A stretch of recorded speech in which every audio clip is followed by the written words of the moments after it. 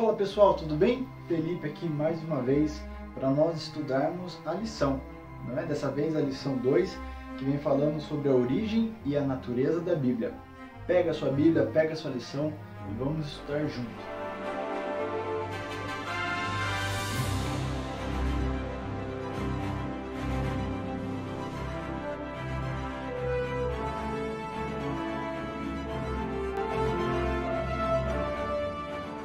Vamos lá, hoje nós vamos ver 3 pontos sobre a origem e a natureza da Bíblia, não é?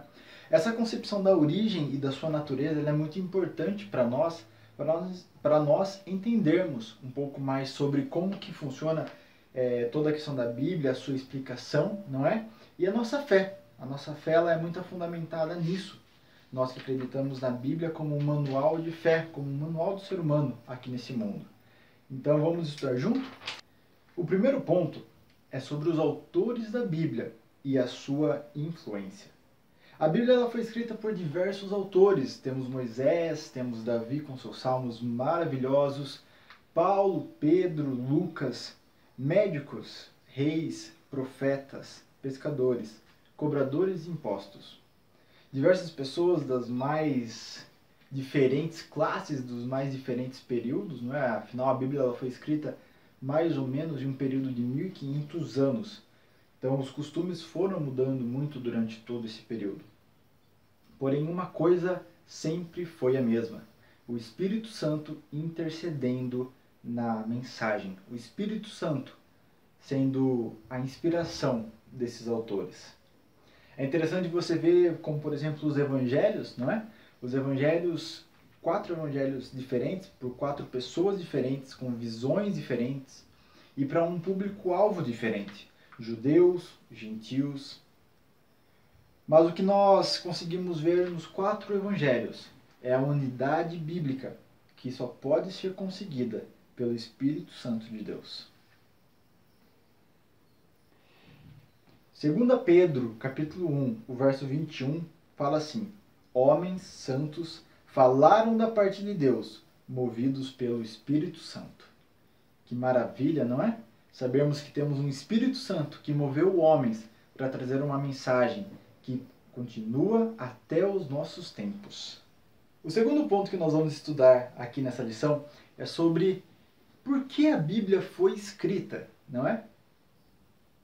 Se nós abrirmos nossa Bíblia lá em Êxodo 34, 27, Moisés escreve assim: disse mais o Senhor a Moisés: escreve estas palavras, porque segundo o teor dessas palavras fiz aliança contigo e com Israel.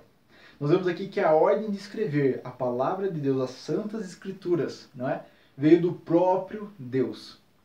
Então, como que é incrível sabermos que Deus tinha já planejado que haveria um livro, haveria um manual que ele mesmo pediu para escrever. Mas por que Deus pediria para Moisés e para muitos outros autores escreverem? Se você for parar para pensar na fidelidade que a Bíblia tem como palavra escrita, caneta, papel, escritos encontrados, arqueologia, muitas vezes encontrando escritos que comprovam a existência desses livros, traz muito mais veracidade para a Bíblia. A palavra oral, a mensagem falada, poderia trazer muitas dúvidas para as pessoas. As pessoas teriam mais dificuldade em confiar. Porém, Deus pediu que essa palavra fosse escrita na Bíblia. E se você parar para pensar também, imagina o alcance que a Bíblia tem nos nossos dias. Se você for parar para pensar, desde que ela foi escrita e condensada, quantas pessoas já tiveram um exemplar da Bíblia em sua mão? Quantas pessoas puderam folhear essas páginas, ler alguma mensagem, ler um salmo? Quantas pessoas foram impactadas e atingidas por meio desse livro? Pessoas que talvez não teriam essa mesma oportunidade se fosse apenas falado, se fosse algo oral. Mas como é algo escrito, é algo palpável, é algo que nós temos em nossa mão, nós temos a certeza que Deus tem o controle do caminho do mundo e que Deus ele age para que os seus filhos encontrem a Bíblia, encontrem a palavra de Deus, leiam e entendam. Então, o nosso objetivo, não é, nessa segunda lição não é nada mais e nada menos entendermos a sua origem, entendermos por que a Bíblia existe. E o objetivo desse trimestre inteiro é nós entendermos como desfrutar das ricas bênçãos, das valiosas lições que a Bíblia traz para mim e para você. O terceiro ponto que nós vamos ver é sobre o paralelo entre Cristo e as Sagradas Escrituras. Se você tomar um tempo e estudar, você vai encontrar vários paralelos. Eu vou trazer apenas alguns aqui para atiçar a curiosidade, mas procure na sua casa, pense sobre os paralelos que a Bíblia e Cristo têm, como o nascimento de Cristo. Do mesmo modo que Cristo foi concebido com a ação do Espírito Santo, mas nasceu de uma mulher, unindo o sobrenatural com o natural, a palavra de Deus também passa por esse processo. Ela é inspirada pelo Espírito Santo, um processo sobrenatural, porém ela tem ação natural, ação humana, através dos seus autores. Um outro ponto, Cristo, ele se fez homem, ele sofreu, ele passou por tentações, ele passou por vários momentos para entender o nosso sofrimento, para falar a nossa linguagem, para trazer algo que nós pudéssemos nos assemelhar a Cristo.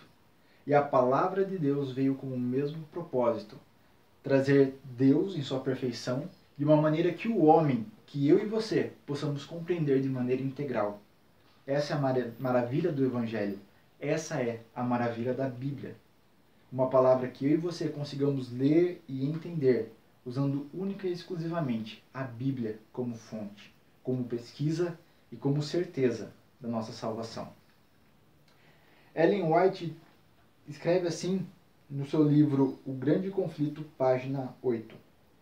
As Escrituras Sagradas, com verdades dadas por Deus e expressas na linguagem da humanidade, apresentam uma união do divino com o humano.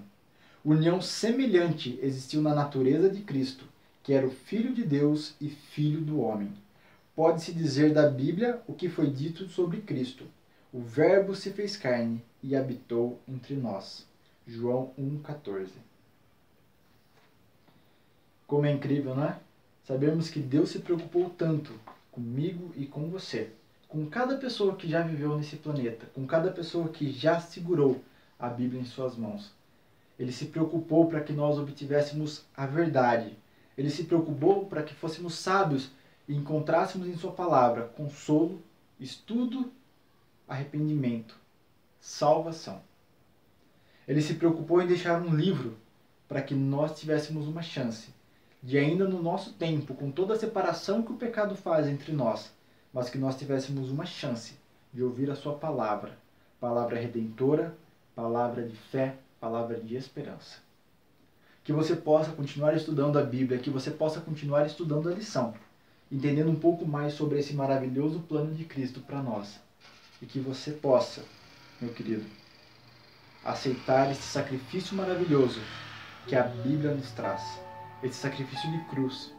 E o sacrifício de cada autor que foi inspirado pelo Espírito Santo para trazer para você uma mensagem. Não deixe a sua Bíblia em cima de uma escrivaninha pegando poeira. Não deixe a sua Bíblia sobre algum lugar. Pegue, folheie, estude. Se intere da mensagem que Cristo quer trazer para nós, para mim e para você.